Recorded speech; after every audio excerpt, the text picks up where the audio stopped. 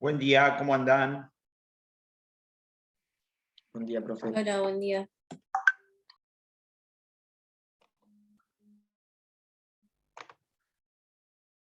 ¿Se me escucha bien? Sí. Se escucha bien. Bueno, volvimos al Zoom. Qué raro, qué feo. Por lo menos para clase de grado, ¿no? Pues yo en posgrado todavía sigo dando clase por Zoom.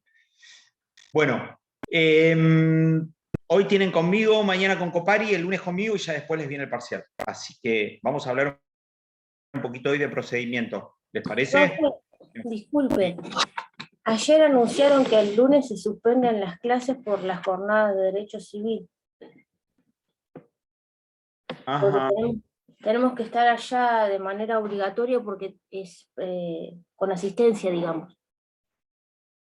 bien. O sea que no hay clase el lunes. No, profe. Bueno, se lo aviso a Copari para ver cómo encara la clase de mañana entonces. Se lo aviso. Bien, gracias por el dato, no sabía.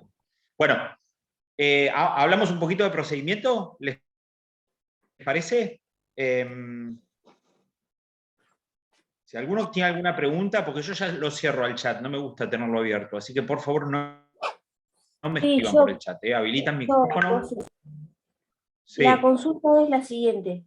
El doctor Copari habló de contratos particulares y contratos generales.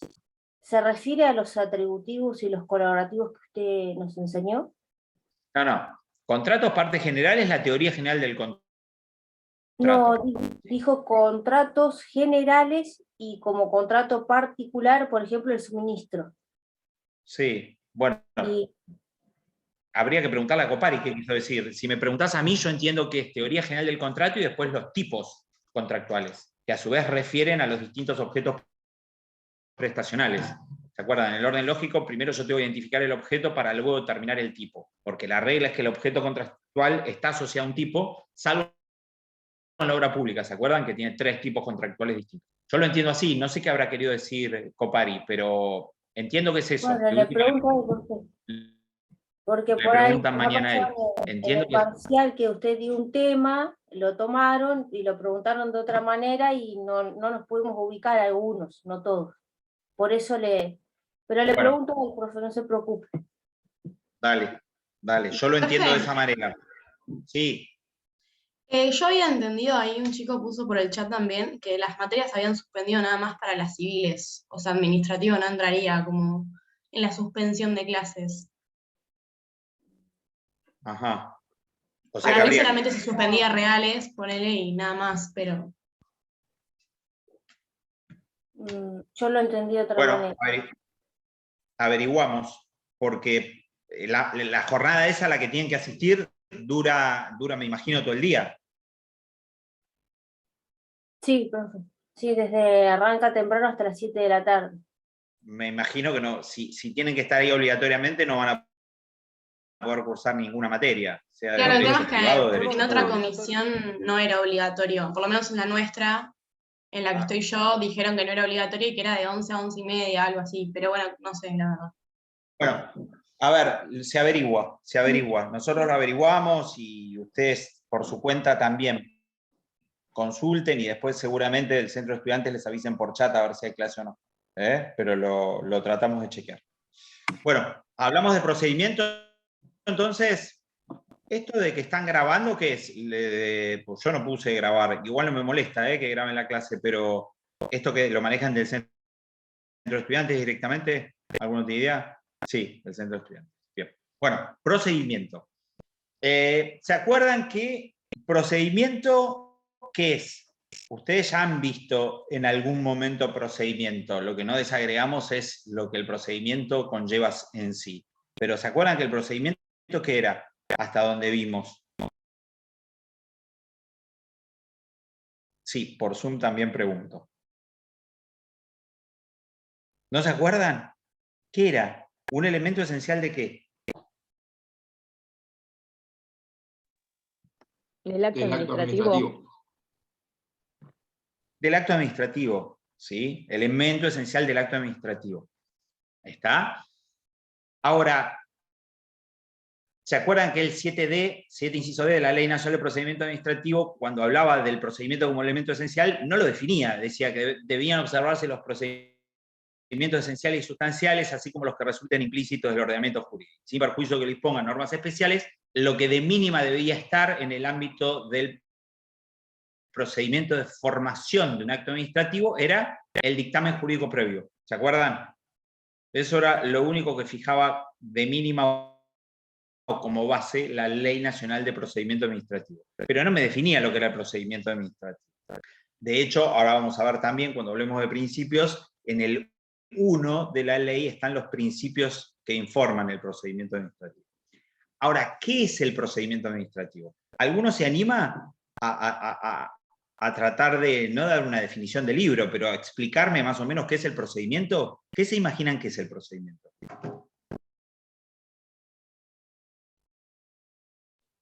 Son los, digamos, los pasos que hay que seguir para iniciar una demanda, en este caso, en el contencioso administrativo. No. Fíjate que yo lo planteé como elemento esencial del acto. De hecho, ahora vamos a ver la distinción. Estaba bien la primera parte, Débora, de lo que dijiste, no tan bien la segunda. En realidad, el procedimiento es la secuencia que debe seguirse en orden a que un acto pueda válidamente dictarse. Secuencia que debe seguirse en orden a que un acto pueda válidamente dictarse. Hay un millón de definiciones, les estoy dando una que se me ocurre en este momento, así que no me la hagan repetir, queda grabada. Comadira habla de serie ininterrumpida de actos, secuencia ordenada y metódica compuesta de diversos estadios que considerados en su individualidad son insusceptibles para darle vida. Fíjense que es tan difícil la definición, que aunque me la sé de memoria, me cuesta articular las palabras. Básicamente, ¿qué es el procedimiento? Es el íter, el derrotero, el camino lógico que debe estructurarse para que la declaración que el acto conlleva, ¿se acuerdan? Esa exteriorización de idea que por regla es voluntad, pero que también puede ser de conocimiento o atestación, pueda válidamente exteriorizarse. ¿Y por qué válidamente? Porque es elemento esencial del acto. ¿Está? Entonces, cuando hablamos de procedimiento, ¿de qué hablamos? Del íter, camino o derrotero, que la administración debe seguir en pos de exteriorizar ideas secundum legem, o sea, conforme a derecho. ¿Hasta ahí vamos? Primera distinción inicial para justamente no incurrir en lo que dijo Débora bien al principio, pero con error al final. En el ámbito del derecho administrativo nosotros distinguimos al procedimiento del proceso, al procedimiento del proceso. ¿Cuál es el procedimiento? Aquel que discurre por ante un órgano o ente emanado de la administración pública, mientras que el proceso es aquel que se lleva a cabo por ante qué órgano o poder del Estado. ¿Cuál se imaginan? ¿El Poder Ejecutivo? Jurisdiccional. El Poder Judicial. El Poder Judicial.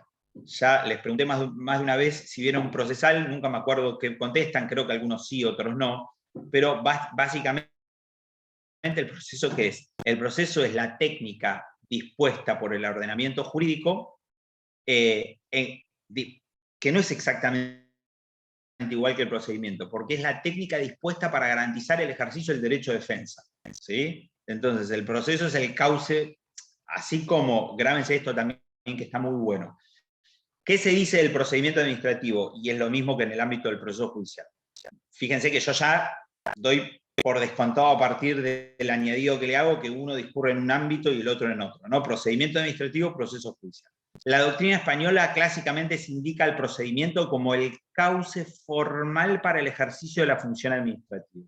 ¿Sí? ¿Qué es el procedimiento? Es el cauce formal para el ejercicio de la función administrativa. Volvemos al íter de legalidad, ¿se acuerdan? Norma habilitante que faculta el ejercicio de una función cuyo modo natural de exteriorización es el acto, y que va a estar eventualmente seguido de la ejecución material. Entonces, la función que se exterioriza a través de los actos tiene como cauce formal de su ejercicio el procedimiento administrativo. Acá estaba probando cuando... Esperen, que hay justo se me actualizó cuando me conecté, justo se me actualizó el Zoom y lo que yo reclamaba parece que me hubieran escuchado. Llegó el dashboard, o sea, el pizarrón. Está buenísimo esto, pero no lo sé usar. No sé ni cómo se borra. A ver acá, erase. Está buenísimo. Bueno, ¿les molesta que deje el pizarrón? A ver. No, está bien. Entonces, ¿se acuerdan el ITAR de legalidad? Era norma habilitante que faculta el ejercicio de la función, que en nuestro caso es la función administrativa, cuyo modo natural de exteriorización es el acto, y que va a estar seguido de la ejecución material. Ahora, acá les agrego algo, que es el procedimiento. Porque el cauce formal para el ejercicio de la función administrativa que se exterioriza a través de la declaración es precisamente el procedimiento. ¿Y qué es el procedimiento? Esa serie ininterrumpida de actos de la que habla Comadira, es la secuencia, íter, camino, derrotero que debe seguirse para que el acto pueda válidamente dictarse. Es condición de legitimidad del acto. ¿Está? Profesor, Diferencia. disculpe. Sí. Ahí averigüé, le pregunté a una chica del centro estudiante. Es correcto lo que decía nuestra compañera, no tenemos solamente las materias civiles, clases va a haber. Clase va a haber. Bueno, listo. El lunes tienen clase conmigo. Vuelvo.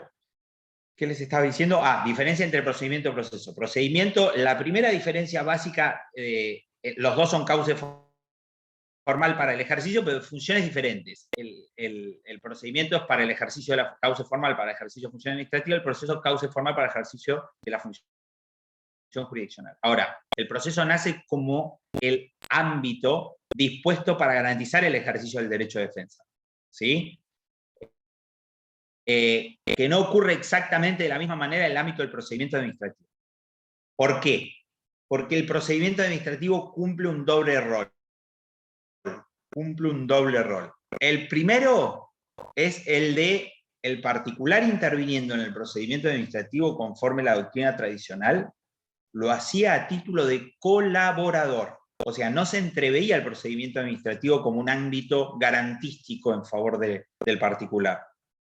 ¿Está? Entonces, la doctrina de antaño, la doctrina tradicional, Bielsa, Bullrich, decían, el procedimiento administrativo existe como herramienta de colaboración, Marienhoff incluso también, ¿no? Como herramienta de colaboración participativa del particular hacia el Estado, que lo que hace es coadyuvar con su intervención en el apego a la legalidad. ¿Estamos?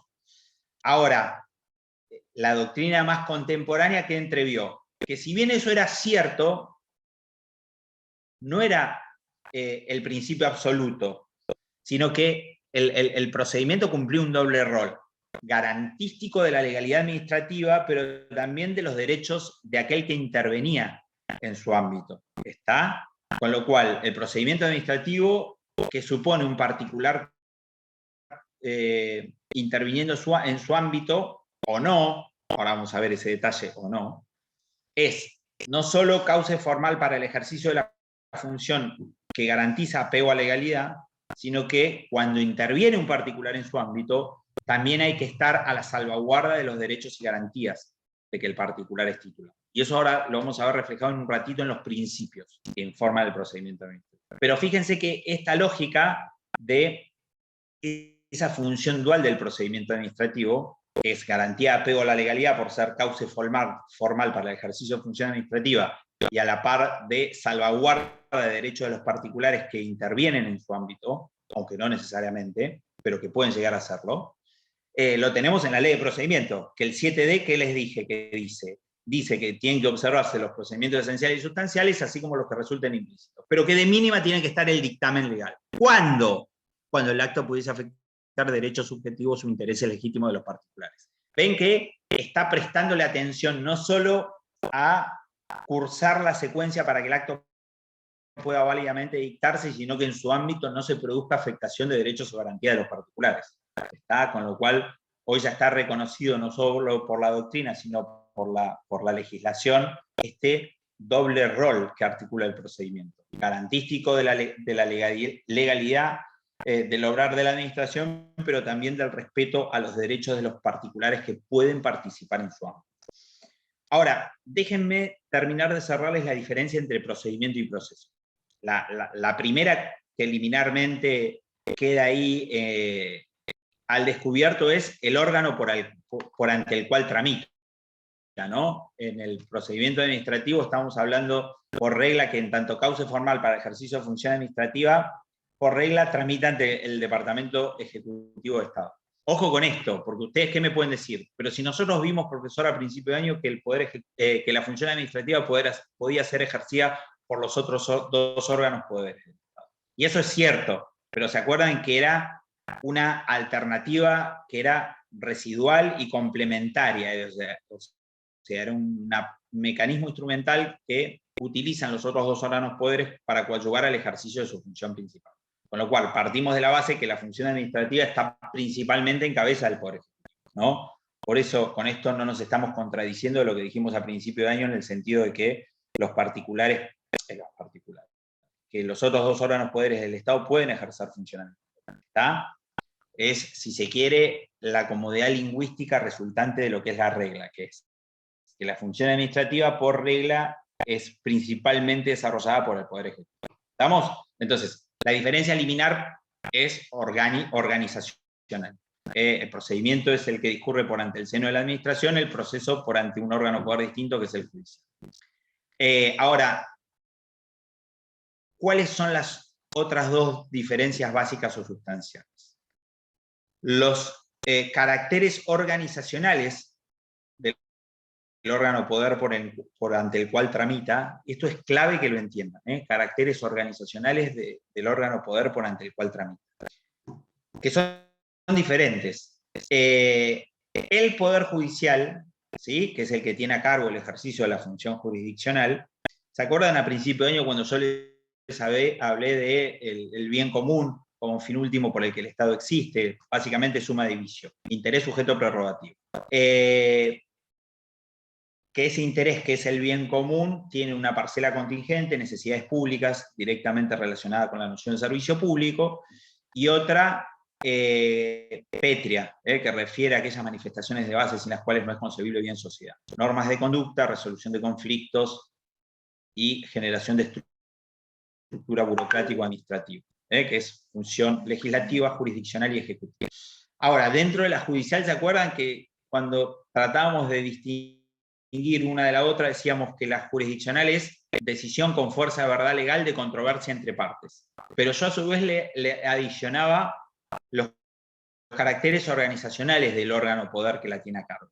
¿Y qué decía? Que a su vez esa función es llevada a cabo por un órgano poder que, ¿qué dos caracteres organizacionales tiene? ¿Se acuerdan?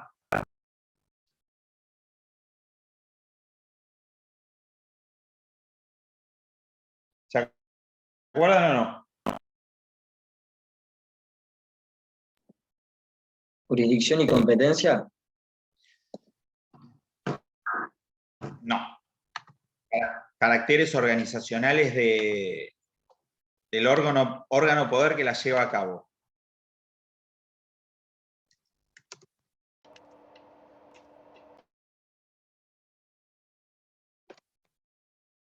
¿No se acuerdan?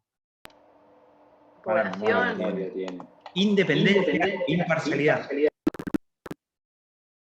Independencia e imparcialidad. ¿Se acuerdan lo que era la independencia y se acuerdan lo que era la imparcialidad?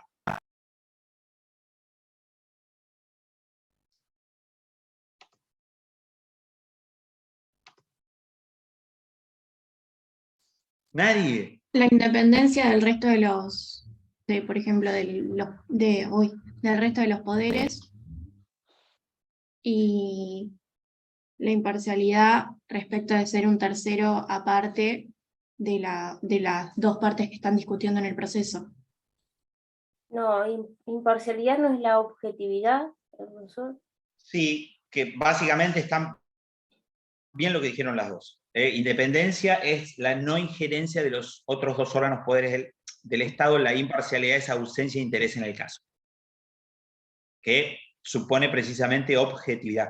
Está perfecto. De hecho, por ejemplo, la Constitución Española del 78, cuando habla de la administración pública estructura como uno de los principios de la organización administrativa la objetividad. A la objetividad. La realidad es que es un principio bastante difícil de postular, sobre todo en un aspecto que en un ratito vamos a ver. Pero entonces, vuelvo, diferencia entre procedimiento y proceso, órgano, caracteres organizacionales que representa cada uno. El Poder Judicial tiene independencia e imparcialidad, el Poder Ejecutivo no tiene independencia ni imparcialidad. Ahora vamos a ver por qué. Y la tercera, básicamente, sobre todo cotejando con lo que es teoría general del proceso, que es proceso civil y comercial, no me refiero al proceso penal, que es un proceso de excepción, ¿sí? La otra gran distinción viene dada por la preclusión, ¿sí? En el ámbito de la teoría general del proceso no rige el principio de preclusión, y ahora vamos a ver cuando veamos principios que en el ámbito del procedimiento administrativo sí rige la preclusión. ¿Hasta acá me siguen? Perdón, al revés. ¿Qué les acabo de decir? Teoría general del proceso rige el principio de preclusión. En el ámbito del procedimiento administrativo no. Perdón. Me confundí. Salvo en el ámbito del derecho penal. Por eso les decía que ahí hay una suerte de paralelismo. Pero siendo la teoría general del proceso, en el ámbito del derecho procesal rige el principio de preclusión, en el ámbito del procedimiento administrativo no rige el principio de preclusión. ¿Está? ¿Les quedó claro? Porque me confundí. Proceso sí, procedimiento no. Esas son las tres diferencias básicas, generales, entre procedimiento y proceso. Órgano ante el que tramita, caracteres organizacionales que posee el órgano ante el que tramita, y preclusión. Sí en el ámbito de la teoría general del proceso, no en el ámbito del procedimiento administrativo. ¿Hasta acá vamos? Ahora, ya sabemos lo que es el procedimiento. Sabemos en qué se diferencia el proceso. ¿Sí? Procedimiento, íter, camino, secuencia que debe seguirse para que un acto administrativo pueda válidamente dictarse, es el cauce formal para el ejercicio de la función administrativa, cumple un doble rol, que es garantístico de la legalidad de obrar, ¿sí? en cuyo ámbito, cuando el particular interviene, está colaborando, pero también debe servir para la salvaguarda de los derechos y garantías de los particulares que pueden intervenir. ¿Está? Porque el procedimiento no es algo en abstracto. Si hablamos del procedimiento como secuencia o cauce formal para el ejercicio de función que deriva en el dictado de un acto administrativo, ¿sí? Ahí se acuerdan que hay tres especies de actos: interno, de alcance individual y general. Los que nos interesan son aquellos que trascienden la esfera interna de la administración. Y si la están trascendiendo es porque hay un otro al cual ese acto le está produciendo efectos. Entonces yo no me puedo quedar con el acto en sí prescindente del otro al que el acto va a producir efectos. ¿Me siguen? Por eso la doctrina evolucionó y ya se dice del procedimiento que no es solo cauce formal en cuyo ámbito el particular que interviene colabora, sino que también hay que prestar atención a la salvaguarda de la posición jurídica de ese individuo que puede estar interviniendo en su ámbito. ¿Está? A cuento de lo cual le digo dos cosas. Una, que básicamente hay dos tipos o clases de procedimientos en términos del objeto o materia de la que trata. Uno que existe por defecto siempre y otro que puede llegar a existir dependiendo precisamente de la materia a la que refiere el procedimiento. Y acá, esperen que vuelvo al pizarroncito que me encantó. Buenísimo esto. Tenemos, vamos a borrar.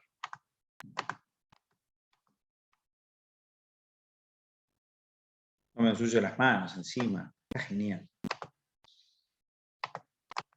Tenemos entonces procedimiento. Dos grandes especies. Tenemos el procedimiento de formación de actos administrativos y el procedimiento de revisión de actos administrativos. ¿Sí? De formación de acto administrativo y de revisión de acto administrativo. El de formación es aquel que existe por defecto, porque yo que les dije, el procedimiento es cauce formal para el ejercicio de la función administrativa cuyo modo natural de exteriorización es el acto. ¿Sí? Al punto que el procedimiento es elemento esencial. de toda declaración. Ergo, el procedimiento de formación por defecto siempre está íncito en el ejercicio de la función administrativa en general. ¿Hasta acá me siguen? Ahora, ¿qué puede suceder? Puede suceder que el procedimiento, que insisto, es causa formal para el ejercicio de función y que se exteriorice naturalmente por el salvoconducto de una declaración, tenga por objeto, y acá esta segunda especie, la revisión de actos administrativos. Por revisión me refiero al control de legalidad, ¿no? A la revisión de la legalidad del acto administrativo. ¿Está?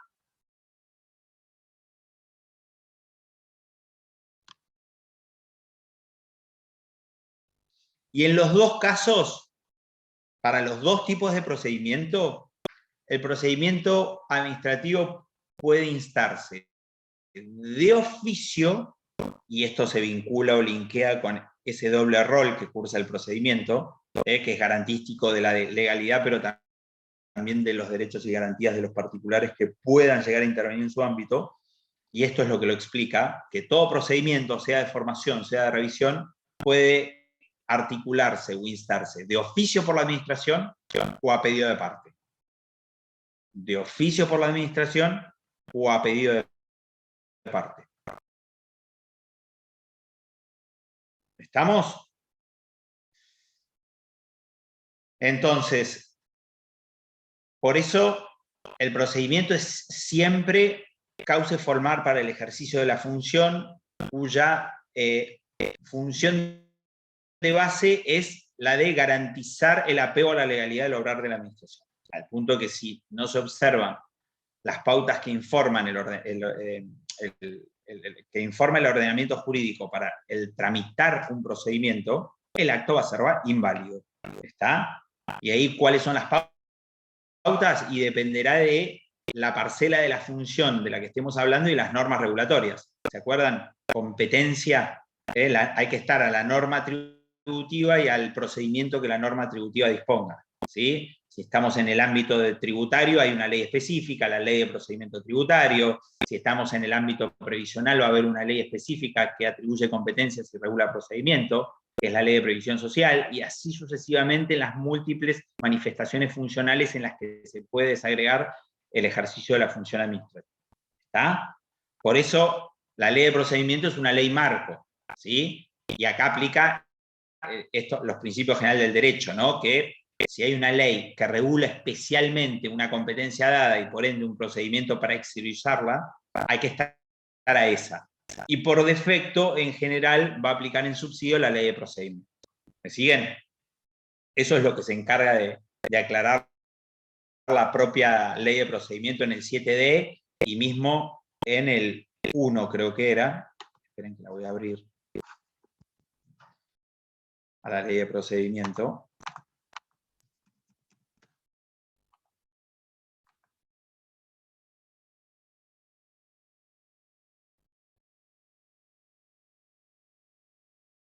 Y efectivamente dice el artículo 1, las normas de procedimiento que se aplicarán ante la Administración Pública Nacional centralizada y descentralizada, inclusive entes autárquicos, con excepción de organismos militares y defensa, se ajustarán a las propias de la presente y a los siguientes principios. Y esperen.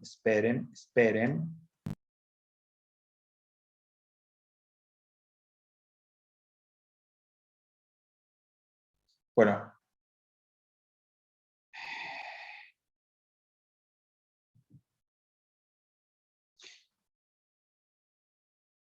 Ahora, a medida que avancemos, les amplío con el tema de los principios. Vuelvo a mi pestañita de Zoom. Bueno, hasta acá me siguen entonces. El procedimiento, por regla, va a ser siempre de formación, aunque cuando tenga por objeto verificar la legalidad del obrar de la administración, va a ser de revisión, ¿sí? Que a su vez conlleva uno de formación, porque en última instancia lo que va a estar articulando la administración es un derrotero, secuencia o hilo, está para, en ejercicio de función administrativa, para el dictado de un acto, pero que va a tener por objeto verificar la legalidad obrar de la propia administración. ¿Está? No deja de ser de formación, nunca, por defecto siempre el procedimiento de formación, pero puede suceder que en algún supuesto tenga por fin verificar el apego del obrar de la administración al bloque de legalidad o juridicidad. Todo procedimiento puede iniciarse de oficio, que es la regla, pero también a pedido de parte, ¿sí? Sea de formación, sea de revisión. ¿Está? Y básicamente las herramientas o mecanismos es para el genérico de formación, se los voy a poner acá, formación. Tenemos básicamente lo que son los reclamos. ¿Sí? Ojo con esto. El reclamo, por regla, es eso, porque también lo vimos como diferencia entre mecanismo de impugnación al acto de alcance individual del general. Yo no sé si vamos a llegar a ver procedimiento administrativo de revisión, vamos a tratar de meterlo de última en la clase del lunes, a eso, hoy no creo que lleguemos. Pero, por regla, ustedes sepan que existen 3 mecanismos de articulación entre en lo que es particular estado, lo que es el recurso, el reclamo y la denuncia, ¿sí? El recurso es un mecanismo para instar el procedimiento administrativo ¿sí? Y esto, si quieren, se los dibujo así. El recurso, el procedimiento de revisión a pedido de parte, tiene por regla de instado la técnica del recurso. Ya vamos a ver que hay un matiz ahí con el tema de actos de alcance general, por eso hay una distinción terminológica que no van a encontrar en la ley, que se la voy a manifestar cuando hablemos de revisión en particular, porque, insisto, no creo que sea ahora. Pero en materia de formación en general, la técnica es el reclamo. El reclamo es una articulación que puede o no tener contenido jurídico y que lleva a cabo el particular ante la autoridad administrativa en el ejercicio de su derecho constitucional de petición, de peticionar ante las autoridades. ¿Sí?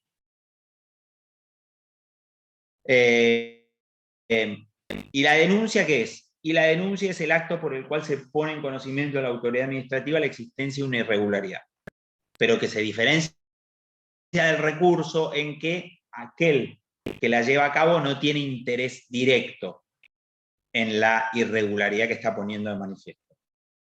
Cuando tiene interés, articula un recurso.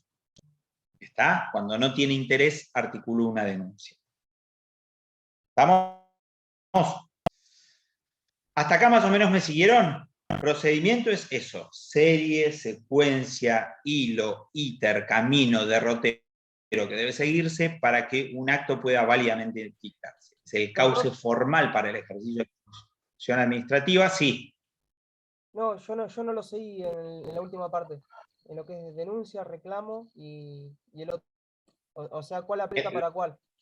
Bueno, vuelvo. Procedimiento puede ser de formación o revisión, ambos pueden iniciarse de oficio a pedido de parte, ¿sí? Cuando tiene por objeto la formación que es por defecto, que es la que se da en general, ¿sí? O sea, cuando no tiene por fin la revisión de un acto, el mecanismo de articulación a pedido de parte es el reclamo.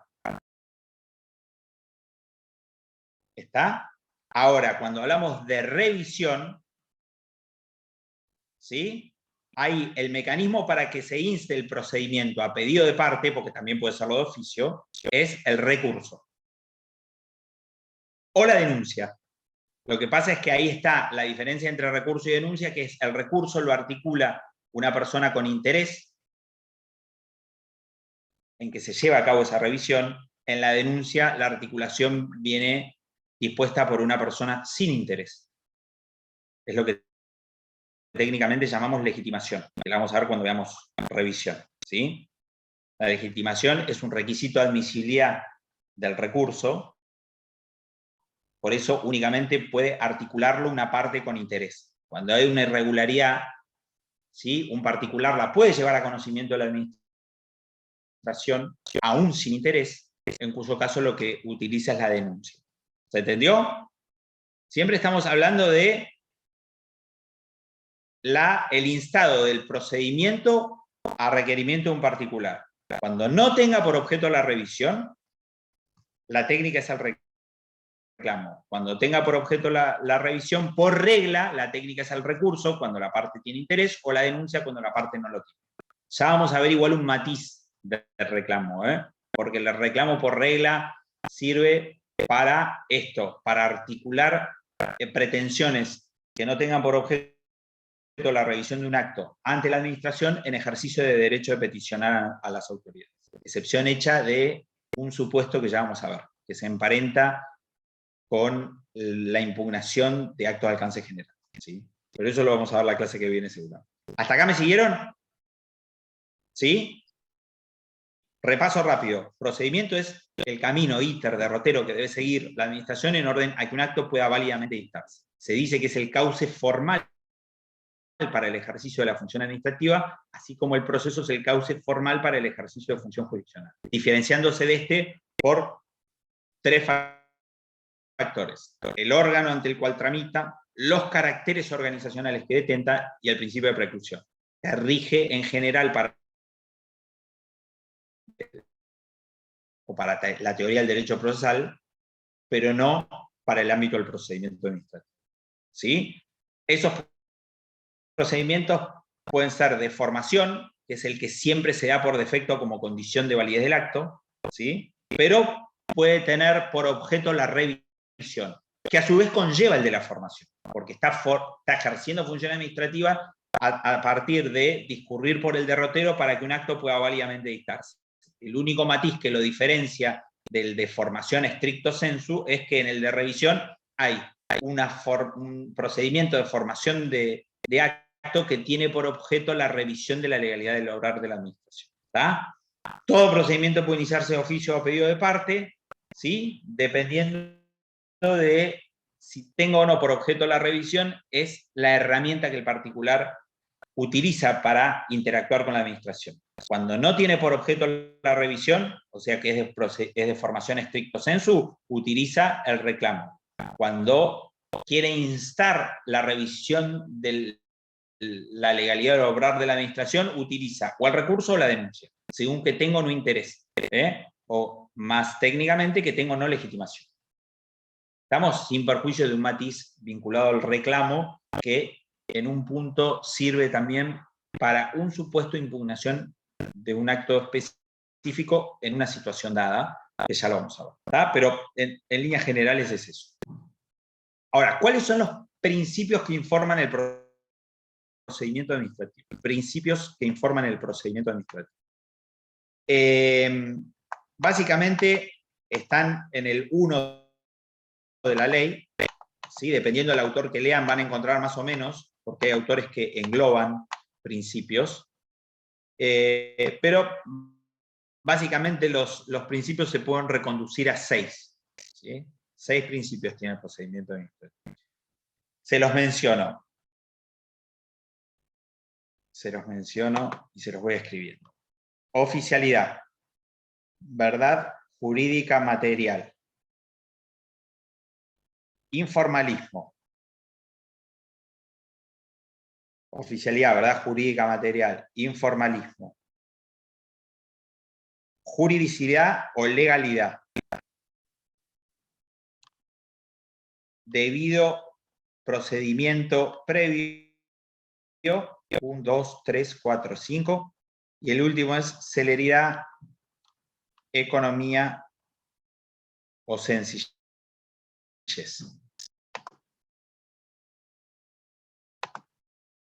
Oficialidad, verdad jurídica material, informalismo, juridicidad o legalidad, debido procedimiento previo y celeridad, economía o sencillez.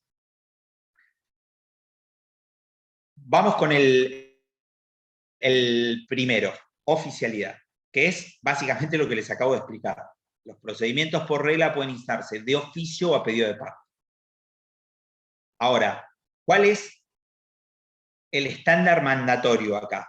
¿Qué les parece? ¿Que los procedimientos por regla se van a iniciar de oficio o a pedido de parte? A pedido de parte. Ajá. Tengo de oficio y tengo a pedido de parte. ¿Con cuál me Para mí de quedo? oficio, por el control de legalidad tiene que ser de oficio, ¿no? No, a ver, acuérdense que el control, y está muy bien lo que decís, pero el control de legalidad es una manifestación posible del contenido. Pero por regla, estamos hablando que el procedimiento es condición para la formación de un acto válido. ¿Sí? Con lo cual, efectivamente, lo que vos decís es correcto por el 17, ¿se acuerdan? Los actos administrativos nulos de nulidad absoluta son irregulares y como tal deben ser revocados o sustituidos por razones de legitimidad, aún en sede administrativa. O sea, pone la carga en cabeza de la administración sin perjuicio de que deja deferida la posibilidad para que un particular articule agravio contra la legalidad de un acto. Es lo que vamos a hablar la clase que viene. Es lo que les adelanté básicamente como digamos recurso. Pero, ¿a ustedes qué les parece? El procedimiento es, ¿qué dije? A ver, esto es por añadidura de lo que venimos viendo en todo el año, me lo tienen que responder. Y bien. Les hago este raconto y me van a volver a decir, a ver si por la regla va a ser de oficio o a pedido de parte. Nosotros tenemos que el procedimiento es cauce formal para el ejercicio de función administrativa. ¿Sí? Y acá ya no me quedo con la clase de hoy, sino que vuelvo al principio de año. Y la función administrativa, ¿qué era? Aquella actividad que sin ser legislación y jurisdicción tiene por objeto la satisfacción del bien común. ¿Hasta acá me siguen? ¿A ustedes les parece que en el ejercicio de una función estadual que tiene por objeto la satisfacción de un bien común, la regla en cuanto a la articulación del cauce que debe seguirse para que esa función pueda exteriorizarse naturalmente a través del acto que la va a concretar, queda deferida que un particular la pida o el Estado la tiene que llevar a cabo por sí? El Estado. El Estado la tiene que llevar a cabo por sí. No tiene que esperar a que un particular le pida que inste un procedimiento. ¿Que puede ocurrir? Puede, definitivamente. Por eso yo que les dije del procedimiento, que el procedimiento es cauce formal para el ejercicio, garantía de apego a la legalidad, lo que no quiere decir que estemos revisando, es garantía de apego a la legalidad. ¿Por qué? Porque es una herramienta dispuesta para afianzar el hecho de que la administración, y de hecho es uno de los principios, se los dije, legalidad o juridicidad, se apegue al ordenamiento jurídico. A su vez podrá tener por objeto revisar si hubo apego o no. ¿Está? Revisar si hubo apego o no. Pero la regla no es esa. La regla es que el procedimiento existe para garantizar apego como cauce formal del ejercicio de una de las tres funciones estaduales, como es la administrativa, que se exterioriza naturalmente a través de acto. Ahora, si esa función, la administrativa, tiene por objeto la satisfacción del bienestar general, en tanto no suponga legislar y juzgar, ¿a ustedes les parece que el Estado tiene que estar pendiente de que se lo requiere un particular o tiene la carga de actuar per se? Tiene la carga. Tiene la carga de actuar per se. De hecho, fíjense que cómo se relaciona todo lo que venimos viendo a lo largo del año. ¿Cómo se relaciona? Todo. Fíjense que dijimos, ¿se acuerdan? Caracteres de la organización administrativa. Los dos básicos son competencia y jerarquía. La competencia, también llamado principio de la vinculación positiva, supone la prohibición de obrar en tanto no exista norma que faculte a la administración a actuar. ¿Sí?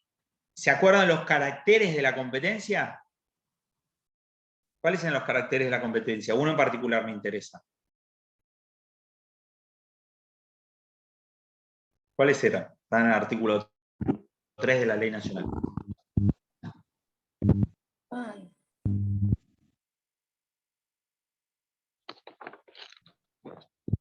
Es objetiva porque tiene que tener una base normativa.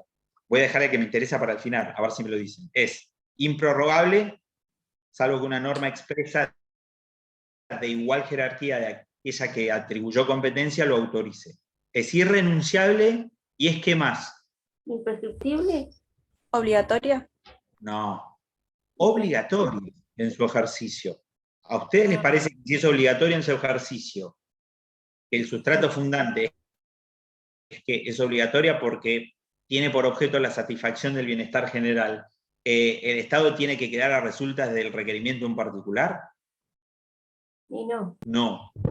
Puede ser que media el requerimiento de un particular.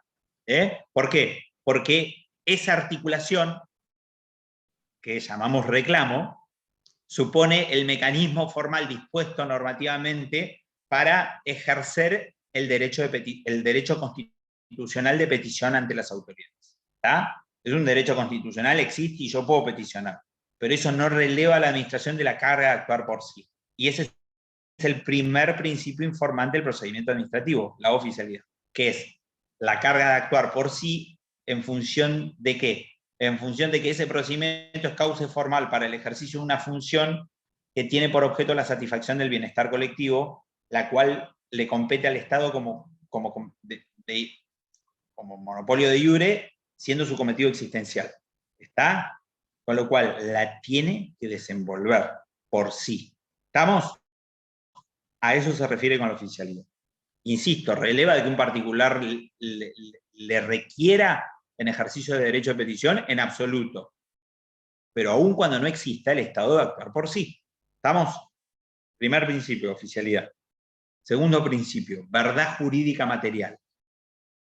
¿Tiene idea qué es esto? ¿Qué sería la verdad jurídica material?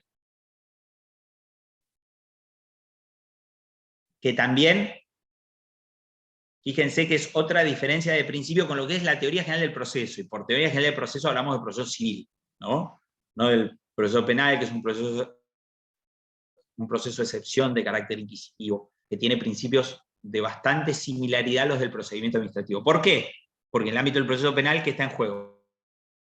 De manera directa, el buen orden social, ergo, el bien común. ¿Está? Por eso los principios son similares. Pero si vamos a la teoría general del proceso, que está estructurada en derredor al proceso civil, tenemos otra diferencia con el procedimiento administrativo encaballada en este principio, que es, en el ámbito del procedimiento rige el principio de verdad jurídica material, y en el ámbito del proceso que rige, o que rigió antaño, matizado por un fallo de corte que seguramente vieron en procesal. Rige la verdad jurídica que ni idea. ¿Cómo me gustaría tenerlos ahí en persona para recordar quienes vieron derecho procesal civil? Rige el principio de verdad jurídica formal, ¿sí? ¿Qué enseña el derecho procesal civil clásico? El derecho procesal civil clásico enseña que no hay más realidad que la que resulta ¿de dónde? De los hechos, de las pruebas. ¿Y la prueba a dónde está?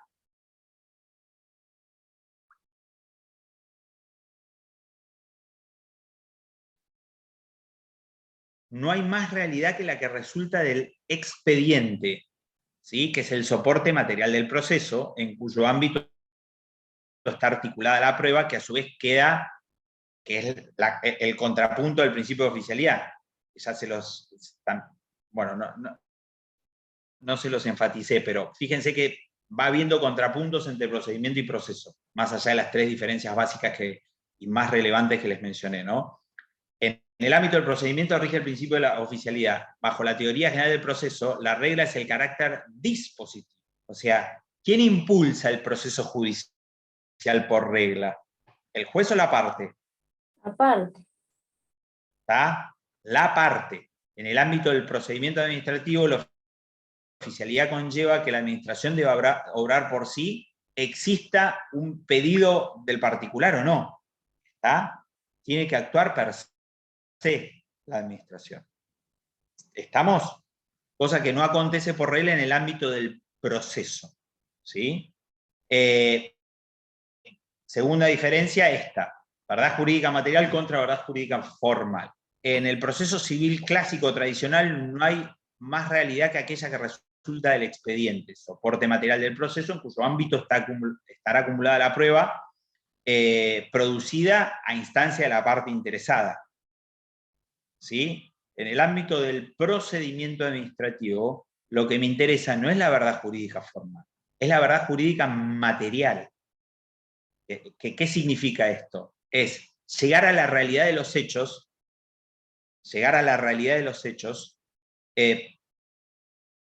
por fuera de lo que pueda resultar del expediente administrativo. Entonces, lo que tiene es que ahondar en cuanto sea necesario para llegar a verificar la realidad de los hechos ocurridos. ¿Entiende? ¿Se entiende? Y tiene la carga por sí de que eso ocurra, más allá de que esté participando en un particular, y para el supuesto que lo estuviere, más allá de que articule pedidos en ese sentido o no. ¿Me van siguiendo? Esto que yo les digo del ámbito del proceso tuvo un relajamiento a partir de un fallo, muy conocido, que fue, ¿saben cuál fue? El que inaugura la doctrina de la Corte que se va a dar en llamar la del exceso ritual manifiesto. Ni idea. ¿Sí tiene idea o ni idea? ¿No Guaitía?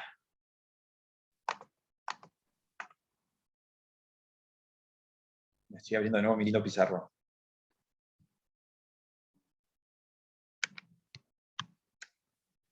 ¿Nunca oyeron hablar del fallo Colalillo?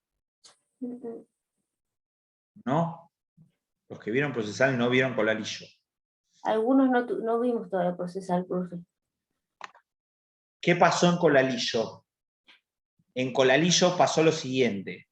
Yo que les dije, en el ámbito del proceso civil rigen principio dispositivo, preclusión, ¿y qué había pasado?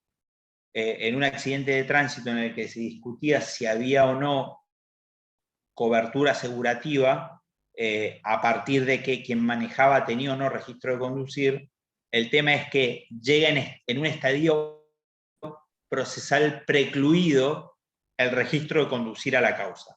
Llega en un estadio procesal precluido el registro de conducir a la causa. Entonces, el juez tenía que resolver en el nudo de la contienda si se cubría o no por vía de seguro el daño causado por el accidente, para lo cual el punto de conflicto era quien manejaba tenía o no registro. Y en un estadio procesal ya tardío, llega el registro de la causa. Entonces el juez se vio en el brete de decir, yo me hago el sonso y aplico el dogma formal de la preclusión y hago como que no veo aquello que está agregado a la causa, que es que tenía registro de conducir, o relajo forma y digo, mire, la verdad está bien, me llegó tarde la prueba. ¿Sí? Porque la etapa de prueba tiene un inicio y tiene un final, y usted, por vía de esa etapa, precluye, luego de transcurrido ese interregno, usted no me puede agregar prueba tardía. Pero llegó tardía y estaba viéndolo el juez. ¿Y qué les parece que era lo correcto? ¿Hacer como que el juez no vio el registro de conducir por el principio de preclusión procesal, o que sí lo vio y fallar en consecuencia? ¿Qué les parece que dijo la Corte? Lo aceptó, supongo. Lo aceptó. Lo aceptó. Porque revocando fallo de las dos instancias anteriores, ¿qué dijo? Mire, mirar para el costado es un exceso ritual manifiesto. ¿Se entiende? Esa doctrina de la Corte nos acerca a lo que llamamos verdad jurídica material. ¿Está? A mí lo que me importa es llegar a la realidad de los hechos. ¿Sí? No llegar a cualquier costa, ¿no? Porque en el ámbito del proceso penal también está lo que se llama la doctrina del fruto del árbol venenoso. No es llegar a la verdad a cualquier costa. ¿Sí? Pero el principio de verdad jurídica material supone, en tándem con el de oficialidad, que son los que rigen el ámbito del procedimiento administrativo, la carga para la administración de instar todas aquellas medidas necesarias para llegar a la verdad de los hechos ocurridos. Más allá de la realidad formal que pueda resultar del expediente administrativo. ¿Se entiende? Y esto se potencia cuando estamos hablando de un procedimiento en el que interviene un particular. Porque cuando es de oficio, está claro que el procedimiento no tiene una parte que está coadyuvando colaborativamente a su impulsión. ¿Está? Lo está articulando el Ejecutivo per se. ¿Está? Pero este principio ténganlo muy en cuenta, porque muchas veces, ¿qué pasa? Muchas veces está un particular interviniendo a título de colaboración en el ámbito de un procedimiento, pero a su vez defendiendo interés propio, la doble función que cumple el procedimiento, que ya la vimos, no es solo cauce formal para garantizar apego a la legalidad, sino la defensa de los derechos que pueden resultar afectados de la parte que está interviniendo en ese procedimiento. ¿Y qué pasa? La administración se cruza de brazos y espera que haga el particular, ¿sí? Y el hecho de que intervenga un particular no muta la naturaleza del derrotero, que sigue siendo un procedimiento administrativo sujeto a estos principios informantes. Dos de los cuales son la oficialidad, la carga de proveer a su impulsión de oficio, por más de que exista un particular interviniendo en su ámbito, no muta la naturaleza. Y el otro es el de la verdad jurídica material. Si aún el particular que interviene a título de colaborador, pero a la par en defensa de su propia posición, no está articulando los pedidos suficientes para llevar a la verdad jurídica material, la administración tiene que tener el impulso necesario para lograr ese resultado por sí. ¿Me siguieron? ¿En qué es esto de la verdad jurídica material? La realidad de los hechos por fuera de que esté interviniendo un particular en el procedimiento y del impulso que el particular pueda llegar a haber tenido en su ámbito a partir de la articulación de pedidos. ¿Me siguieron? ¿Sí? Bueno, oficialidad, verdad jurídica material. ¿Cuál es el tercero que les dije? Informalismo. Informalismo. Fíjense, es cauce formal para el ejercicio de la función administrativa y yo les hablo del principio del informalismo. ¿Qué es esto? ¿Qué es esto? ¿Qué quiere decir? Cuando, sobre todo, fíjense que, ¿se acuerdan dentro de los elementos del acto? Tenemos el procedimiento como elemento, pero también tenemos a la forma. ¿Se acuerdan que la forma es elemento del acto? Elemento esencial del acto, artículo 8, que hablaba de la ley de procedimiento, que hablaba de que deberán observarse los procedimientos, de que el acto deberá manifestarse expresamente y por escrito, con indicación del lugar y fecha de emisión y la firma del funcionario que lo dictó. ¿Se acuerdan? Entonces, ¿qué quiere decir esto del informalismo? Quiere decir que en pos de llegar a esa verdad jurídica material, ¿sí? Si bien la administración nunca está relevada de observar las formas, lo que conlleva dar impulso por sí al derrotero, sí está relevado de observar formas sacramentales el particular. ¿Y cuál es el objetivo fin de eso? Que cuando está interviniendo, ¿sí? Como lo hace como colaborador, pero a la vez en defensa propia, pueda cursar ese doble rol, el de estar coadyuvando a dar impulso al procedimiento, ¿sí? Pero a su vez que no se le cercenen los derechos e intereses que pueda estar planteando en su ámbito. ¿Se entiende? Si un particular interviene en un procedimiento, en un íter, en un derrotero, que el Estado, por el salvoconducto del órgano ejecutivo de gobierno, tiene que impulsar per se, tiene lógico sentido decir, no me cumpliste con formas sacramentales, si lo que quiere el particular es, insisto, coadyuvar a su impulso a la par que de la defensa de un interés propio. No tiene sentido exigirle formas sacramentales al particular. Por eso el principio de informalismo, o formalismo moderado, o debilitamiento de la preclusión, que está llamado de las tres maneras, tiene por cometido relajar formas ad solemnitatem al particular que pueda llegar a intervenir en su ámbito. Nunca al Estado, porque si no estaríamos borrando el elemento forma como un presupuesto esencial del acto. ¿Se entendió? ¿Qué es el informalismo? Es el relajamiento de las formas sacramentales al particular que puede estar interviniendo a título de colaborador y en defensa de su propio interés en el ámbito de un procedimiento administrativo. ¿Estamos? Eso es el informalismo. ¿Entendieron? Sencillo. Entonces tenemos oficialidad, verdad jurídica material, informalismo. El cuarto que les había mencionado era el de legalidad, ¿no? O legalidad. No, legalidad. No hace falta mayor explicación. Saben que uno de los principios que informan el obrar del Estado es el apego al ordenamiento jurídico, ¿sí?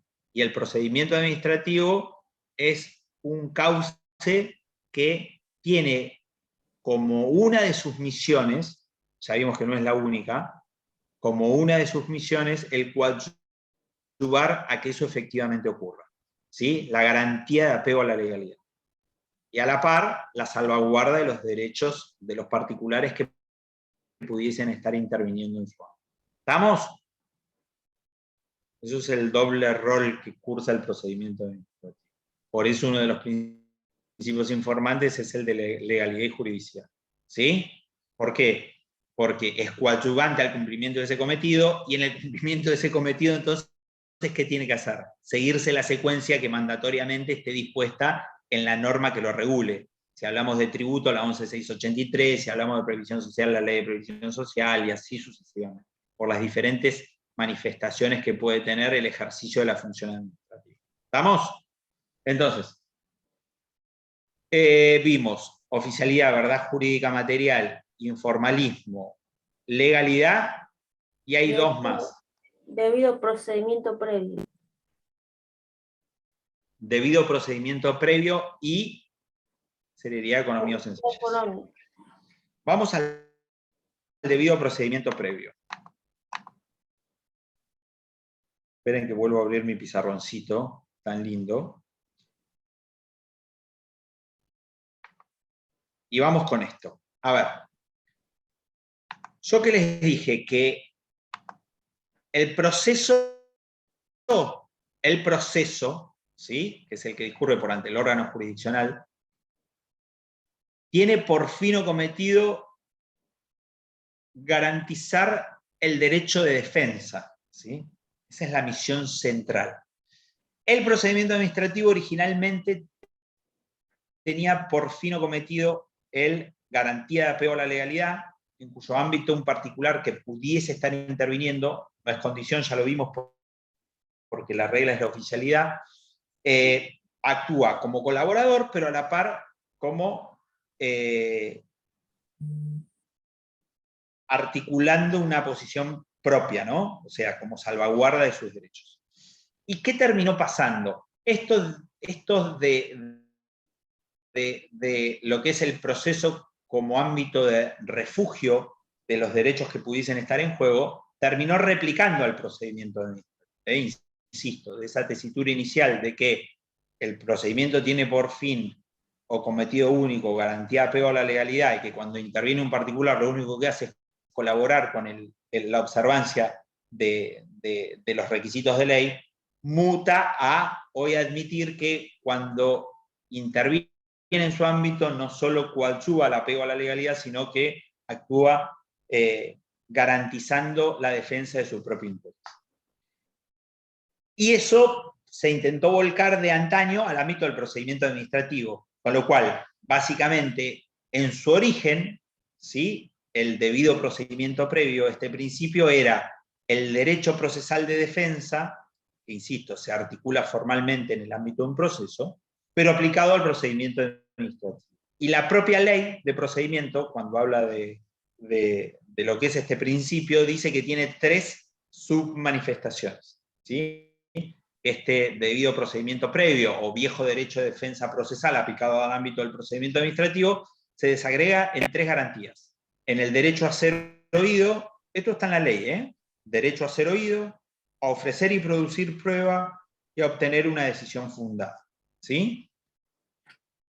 Insisto, es básicamente el viejo derecho de defensa del proceso, que es el ámbito formal dispuesto por la legislación para garantizar el efectivo ejercicio del derecho de defensa, pero aplicado al ámbito del procedimiento administrativo.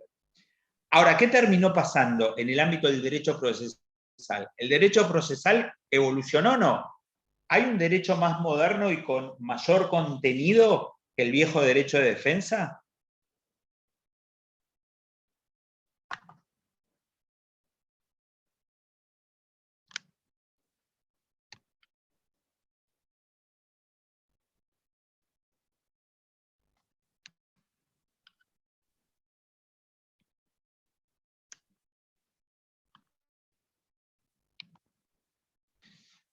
Fíjense, ahí ya les estoy dando una pista. Ese viejo derecho de defensa mutó en lo que hoy se llama modernamente como en una relación de especie a género, ¿no? Porque van a ver que hoy ese viejo derecho de defensa está como una manifestación de las 4 posibles que tiene el más amplio llamado derecho a qué? ¿La tutela judicial efectiva? Derecho a la tutela jurisdiccional o tutela judicial efectiva. ¿Sí? Es lo que González Pérez llama, que tiene un libro específico buenísimo de esto, en Europa, en España, el derecho a la tutela jurisdiccional, cuyo primer reflejo normativo fue la Constitución Española del 78 y que tiene su antecedente inmediato en el influjo que produjo el aporte doctrinal de Capelletti en Italia a lo que era desacralizar el proceso en sus dogmas para transformarlo en una verdadera herramienta de composición de conflictos. Básicamente el informalismo aplicado al ámbito del derecho procesal. Hoy ya no se habla más de derecho de defensa, del viejo derecho de defensa del 18, y si ustedes agarran los tratados con jerarquía constitucional, sobre todo la BEDET, que es el Pacto de San José de Costa Rica, en los artículos 8 y 25 que van a tener consagrado, lo que se llama el derecho a la tutela jurisdiccional, que tiene 4 manifestaciones, que son las siguientes. Estamos hablando de proceso ahora, pero así como el proceso tuvo su influjo en el procedimiento, en extender esa herramienta funcional del proceso, que es ámbito de garantía de derechos en general, pero en particular de defensa, aplicado al procedimiento administrativo, así como ese derecho mutó en uno más amplio, que es lo que llamamos derecho a la tutela jurisdiccional, hoy tenemos un paralelo en el ámbito del procedimiento administrativo que no se llama más debido procedimiento previo, sino que se llama el derecho a la tutela no judicial efectiva, sino el derecho a la tutela administrativa efectiva. El derecho a la tutela administrativa efectiva. ¿Sí? Y así como hay 4 en el ámbito del derecho a la tutela jurisdiccional, eso proyecta efectos al procedimiento administrativo. ¿Cuáles son las 4 manifestaciones actuales? La primera es el acceso.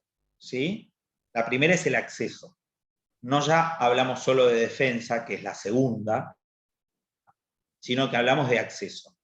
Para los que vieron procesal les sonará, para los que no vieron procesal no, pero sepan que la autonomización del derecho procesal, la autonomización, ¿sí? El carácter de disciplina autónoma del derecho procesal, nace por influjo de la doctrina ¿de qué país?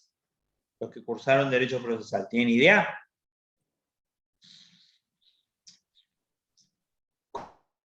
¿Cómo me gusta hablar de otras materias? ¿Vieron? Siempre les meto algo. No puedo con el genio. ¿Por influjo de qué país? ¿Ni idea tienen? ¿No hay idea? No hay idea. Por influjo de la doctrina alemana, ¿sí? En su ámbito, sindicado a la discusión de 2 sujetos, Winstead y Mutter, que debatían si el derecho de ocurrir ante un tribunal jurisdiccional era un derecho en sí mismo o no. ¿Por qué? Porque hasta el siglo XIX, lo que hoy llamamos el derecho de acceso a la jurisdicción, o más técnicamente el derecho a la acción, era una manifestación instrumental de los derechos de fondo. ¿Sí? En la concepción tradicional de Savigny, la posibilidad de ocurrir por ante un tribunal judicial para hacer valer un derecho de fondo insatisfecho era una manifestación instrumental del propio derecho fondal. ¿Está? Ahora, estos 2 autores empiezan a discutir si el derecho de acceso a la jurisdicción no era un derecho en sí mismo. ¿Sí? Escindible del derecho de fondo que se intentaba hacer valer en su ámbito.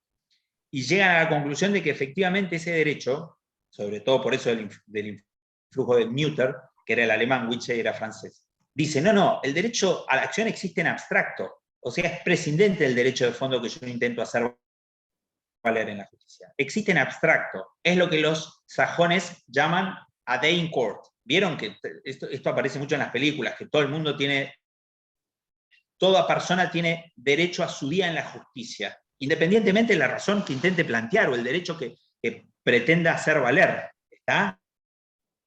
Yo tengo derecho a tener mi día en la justicia. Después haré un planteo que será receptivo o no ante el juez. Pero que yo tengo derecho a ir ante un juez, tengo derecho en abstracto, más allá del derecho de fondo que intenta hacer valer. ¿Se entiende? Eso, a partir de ese aporte, sobre todo de Mutter, adquiere autonomización el derecho procesal, porque el derecho de acceso a la jurisdicción pasa a ser un derecho que existe per se más allá del derecho de fondo. ¿Está? Y esta es la primera manifestación del derecho a la tutela jurisdiccional, el acceso. ¿Qué es el derecho a la acción? Derecho a acceder a un tribunal judicial en procura de justicia, con independencia del derecho fondal que yo pretenda hacer valer.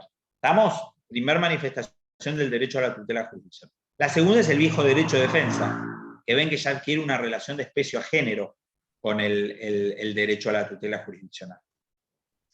La tercera manifestación es algo clave,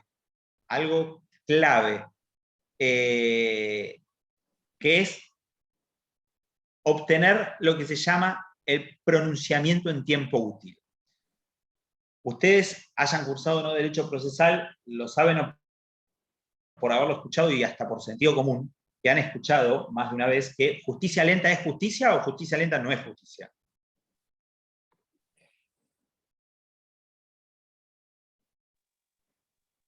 No, pero también nos dicen que también el tiempo tiene que ver con el tema de la seguridad jurídica, que nuestro ordenamiento prefiere la seguridad jurídica antes que la celeridad. Ajá.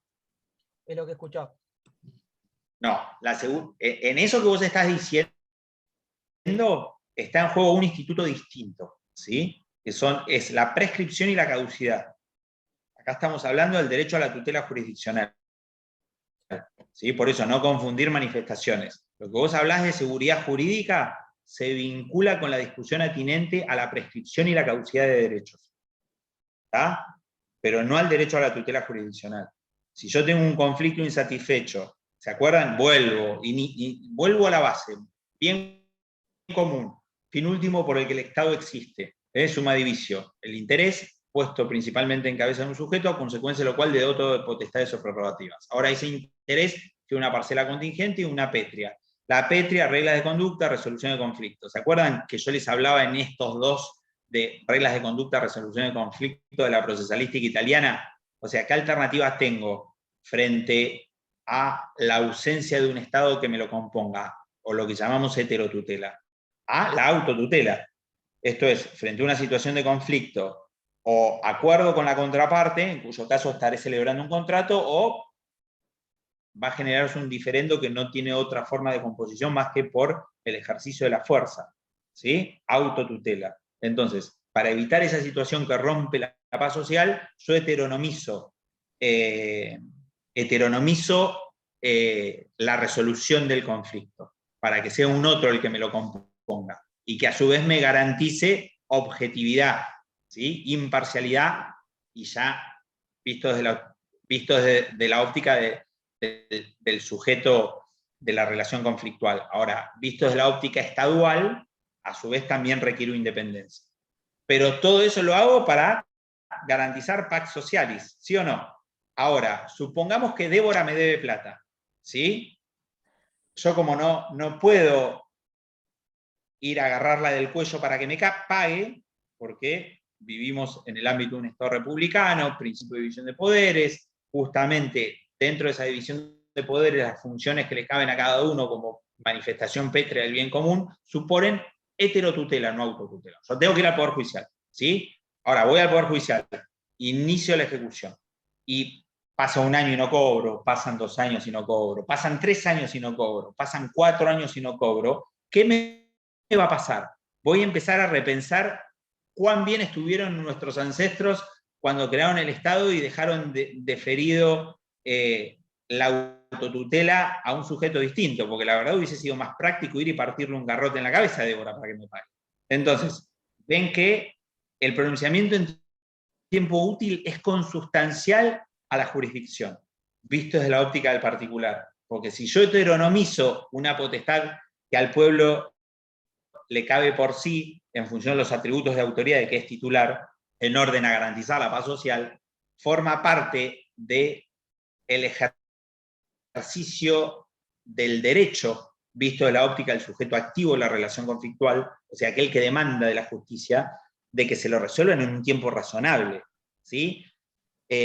A ver, voy con otro ejemplo que está muy en boga ahora, ¿no? En el ámbito de las relaciones de consumo. Las relaciones de consumo tienen por objeto la satisfacción de necesidades inmediatas, ¿sí o no? O sea, el bien o servicio del que yo me quiero abastecer es para la satisfacción de una necesidad inmediata, ¿sí? Entonces, voy a Frávega, me compro una heladera, me la traen, la enchufo, no anda. ¿Puedo esperar 2 años a que un juez me dirima el conflicto y me diga, che, tenías razón, te tenían que dar la heladera que anduviese y no la que no anda?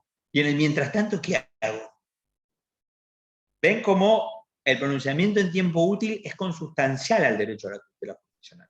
Es consustancial al derecho a la tutela jurisdiccional. Al punto que ha sido ya reconocido en múltiples pronunciamientos. Voy a anotar uno que es uno de los más importantes en lo que a nuestra corte respecta, que es lo CICER, que habla precisamente del pronunciamiento al tiempo útil como una manifestación vital del derecho a la tutela jurisdiccional. ¿Saben lo que había pasado en los CICER? Para que vean, ¿no? Lo que es, perdón, acá que les dije que no me escriban por chat, profe, ¿algún archivo para subir esto? No, esto es procedimiento, un tema básico, lo estudian de cualquier libro de texto, Balbín, Casañe, Gordillo, de cualquiera de ellos pueden estudiar esto que estoy dando. ¿Está? No tiene un grado de especificidad que merezca un artículo específico, es un tema muy general. ¿Qué había pasado en los CICER? Un sumario administrativo, ¿sí? Instruido por el Banco Central a una persona que era sindicada como que había infraccionado la ley cambiaria. ¿Saben cuánto tiempo demoró el Banco Central en resolver el sumario? Digan un número. 2 años. 2 años, le dice Sonia. ¿Quién da más? 10. ¿Cuántos? 10. 10. 10. ¿Quién da más?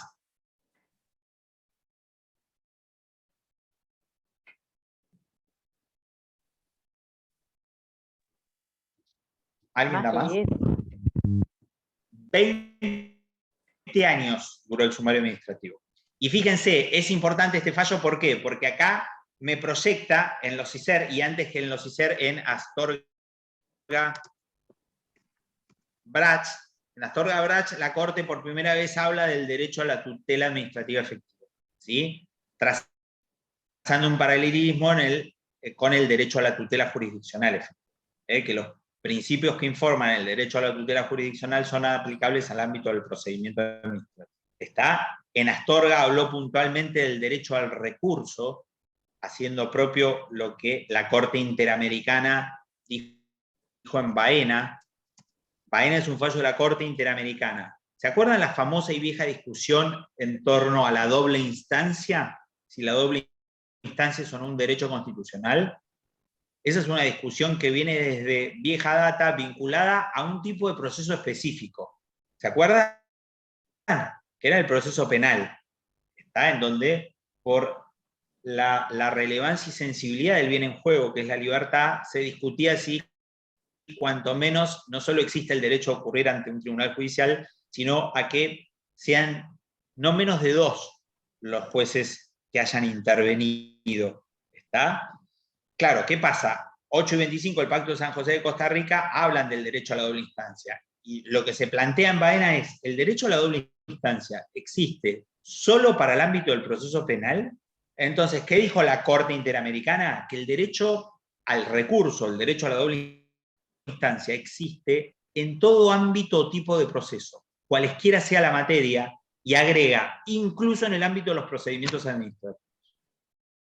¿Está? Con lo cual el derecho al recurso existe en todo tipo de proceso, no solo penal, civil, comercial, laboral, según la Corte Interamericana. Y la propia Corte Interamericana aclara, incluso en el ámbito de los procedimientos administrativos.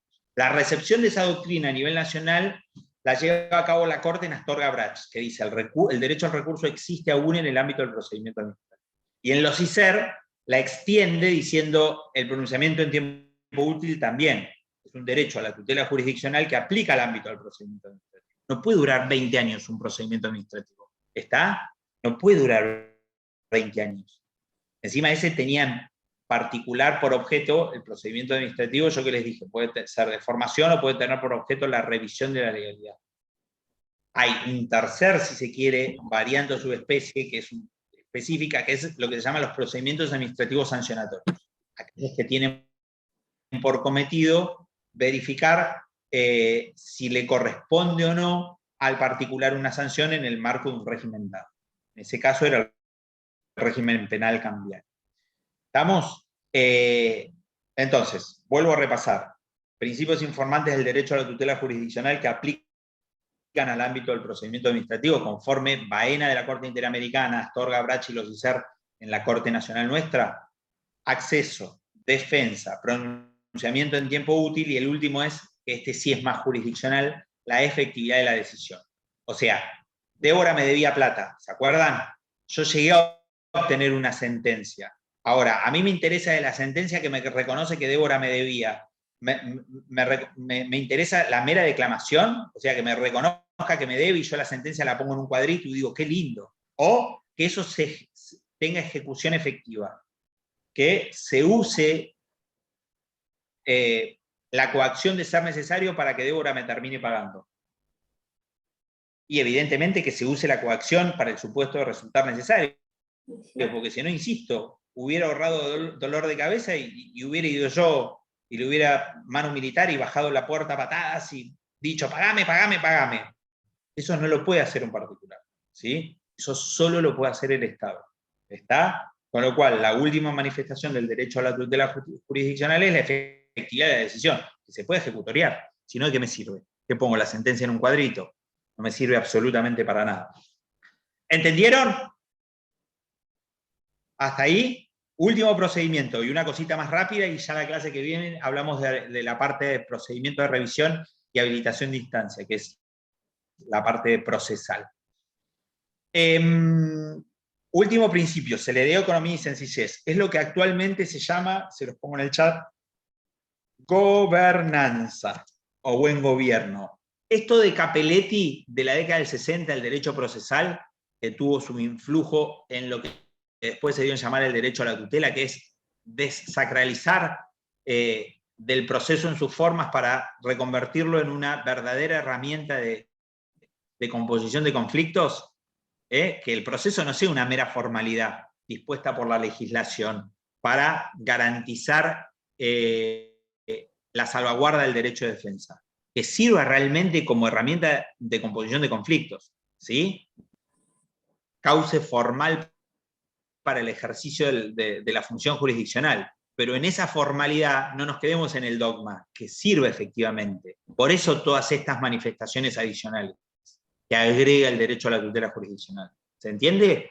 Bueno, ese movimiento que se dio en llamar justamente, ¿cuál fue el movimiento de Capelletti? Se dio en llamar el movimiento de acceso a la justicia, tuvo su reflejo en lo que se llamó gobernanza, buen gobierno, que son estos principios de economía, eficiencia y eficacia, o sea, que el procedimiento sea una herramienta efectiva, no solo de cauce formal para garantizar apego a la legalidad administrativa, sino una herramienta de efectiva protección de los derechos de los particulares. Está en esta funcionalidad complementaria que se admite ya por doctrina, legislación y jurisprudencia.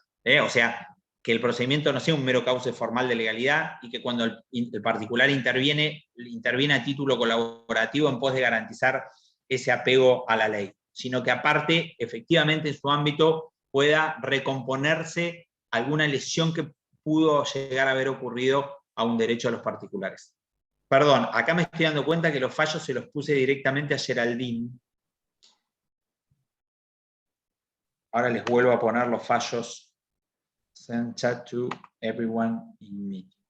Baena es el de Baena con N. Es el de la Corte Interamericana y después Astorga, Brach y los ICER. Ahí tienen todos los fallos. ¿Les llegaron? Sí. Sí, sí, profe. Bien. Bueno, ¿entendieron entonces este último principio? En los últimos 5 minutos la última cosa importante que tienen que saber del procedimiento. Yo les dije que el procedimiento, ¿qué es? Una serie ininterrumpida de actos, un hilo, un íter, un derrotero, un camino que debe seguirse para que el acto pueda válidamente dictarse. Ahora, lo mismo que pasa con el proceso, pasa con el procedimiento. ¿El proceso qué es? Lo mismo, una serie, una secuencia, un íter, un derrotero que debe seguirse para que el acto jurisdiccional, que es la sentencia, pueda válidamente dictarse, ¿sí? Que tiene por fin la salvaguarda del derecho de defensa. ¿Estamos? Ahora, en ese derrotero camino, ¿cómo rueda? ¿Cómo se desenvuelve el proceso judicial? Lo mismo pasa en el procedimiento. A través de 4 actos, que son las providencias simples, los interlocutores, las resoluciones, ¿no? Resoluciones o actos interlocutorios, y también tenemos a los actos definitivos y los actos asimilables a definitivos. ¿Estamos? Providencias simples, interlocutorios, actos definitivos y asimilables. Esto tiene conceptualmente la misma desagregación que en el ámbito del proceso judicial. Entonces, ¿qué es la providencia simple? Aquellas que tienden a dar impulso al proceso en el ámbito de la jurisdicción o al procedimiento en el ámbito de la administración. ¿Estamos? Es eso, la providencia simple. ¿Qué es el interlocutorio? Aquel que resuelve alguna incidencia que se haya suscitado en su ámbito, lo cual requiere sustanciación con la parte. ¿Estamos? Estamos definiendo lo que es tanto en el proceso como en el procedimiento. Los dos son iguales. ¿De qué se abastece de contenido en ese rodar que tiene el procedimiento, que supone esa secuencia, que como secuencia supone un íter, un camino que hay que seguir? Bueno, ¿y cómo se echa a andar ese camino? ¿Cómo se avanza? A través de estas 4 herramientas: la providencia simple, el interlocutorio y el acto definitivo asimilar. Providencia simple son aquellas que dan mero impulso, sin sustanciación. Los interlocutorios son las que resuelven sustanciadamente alguna incidencia que se hubiera suscitado en su ámbito. O sea, sustanciadamente es con intervención de parte interesada, a eso se refiere la sustanciación. Y después tenemos los actos definitivos o asimilables. ¿Qué es el definitivo? Aquel que resuelve el fondo de la cuestión. ¿Qué es el asimilable? Aquel que sin resolver el fondo de la cuestión ya impide absolutamente su tramitación. ¿Sí? Definitivo, aquel que resuelve el fondo; asimilable, aquel que sin resolverlo impide absolutamente la tramitación. ¿Está?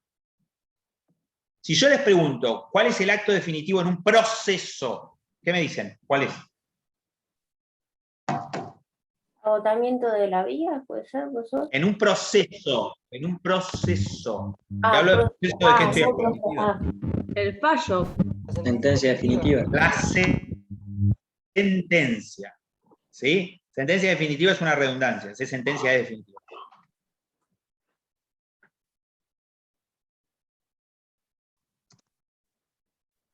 ¿Estamos? Y en el ámbito del procedimiento administrativo, ¿cuál sería su espejo?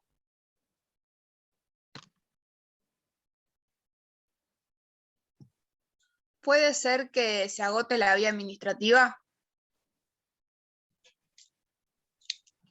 No, no tiene nada que ver con la vía. El agotamiento de la vía son lo que se llama requisito de habilitación de instancia. No se confundan con eso. Si hablamos de acto definitivo, yo que les dije que el procedimiento, que es un derrotero, una secuencia, que debe seguirse en orden a que un acto pueda válidamente dictarse, ¿sí? Cuando hablo del acto definitivo, ¿de qué estoy hablando? Una resolución. Del acto administrativo propiamente dicho, del acto administrativo que ya estudiamos. ¿Está? ¿Se entiende? Sí. El procedimiento es una secuencia, ¿sí? Dispuesta como cauce formal para el ejercicio de la función administrativa que concluya en el dictado de un acto. Este acto es el definitivo o asimilable, que es el que estudiamos por acto administrativo. Mientras que en el derrotero vamos a tener providencias simples e interlocutorios, que son los que los van a abastecer. Lo que pasa es que este acto es el final y el conclusivo, o sea que me resuelvo el fondo, que es definitivo, o que sin resolvérmelo me impida absolutamente su tramitación, que es el asimilable a definitivo, ¿se entiende? Pero forman parte del derrotero, porque es aquel con el cual el derrotero concluye, ¿se entiende? Acá llegamos a la conclusión. ¿Está? Por eso yo se los pongo como manifestaciones procedimentales posibles. Pero ese es el que coincide con lo que nosotros estudiamos como acto administrativo.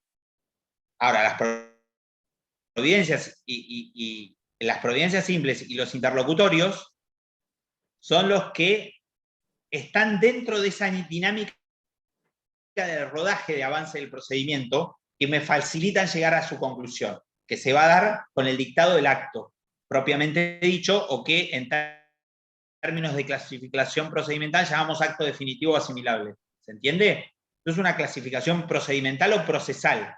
¿Sí? El acto definitivo en el proceso va a ser la sentencia, y en el procedimiento va a ser el acto administrativo propiamente dicho, ¿sí? De alcance individual o general, según que esté dirigido a uno, a varios determinados o determinables, o a muchos indeterminados o indeterminables. Cuando me resuelve el fondo, desde el punto de vista procedimental, estaré hablando de acto definitivo. Cuando me concluya el procedimiento sin resolverme el fondo, estaré hablando de un acto asimilable a definitivo.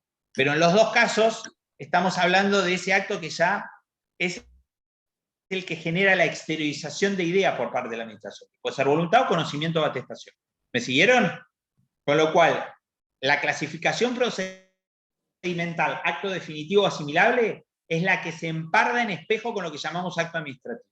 ¿Está? Pero es importante que la conozcan cómo se llama en términos procedimentales, porque en esta clasificación hacia adentro, ¿sí? En esta clasificación hacia adentro de providencias, interlocutorios, actos definitivos asimilables, va a depender el tipo de recurso que yo pueda articular en términos de revisión.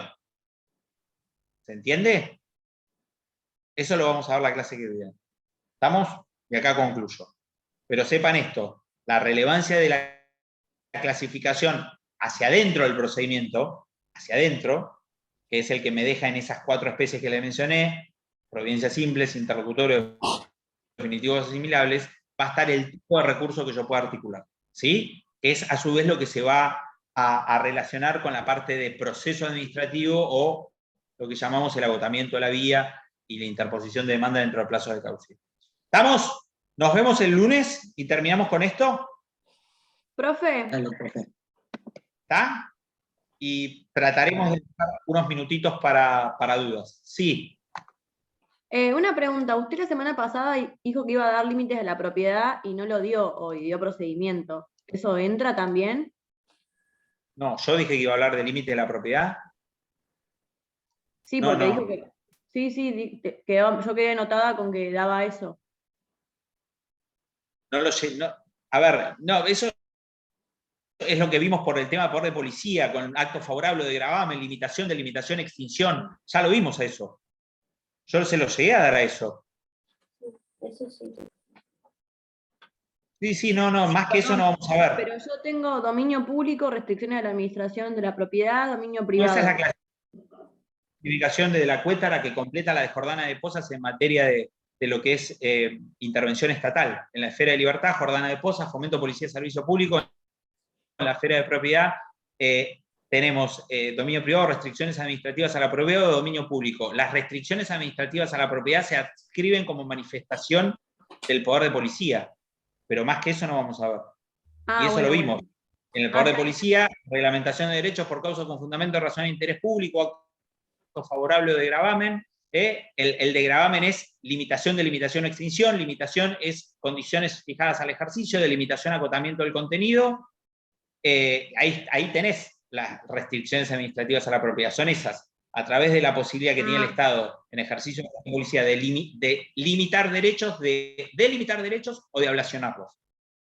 Bueno, entonces me confundí, perdón, gracias. ¿Ah? Bueno, Nos vemos el lunes conmigo, ¿está? Y vemos el tema de procedimiento administrativo, revisión y habilitación de instancia. Acuérdense que mañana con Copari, ¿eh? Nos vemos. Chau, chau, chau. Gracias, profe. Chau. Chao,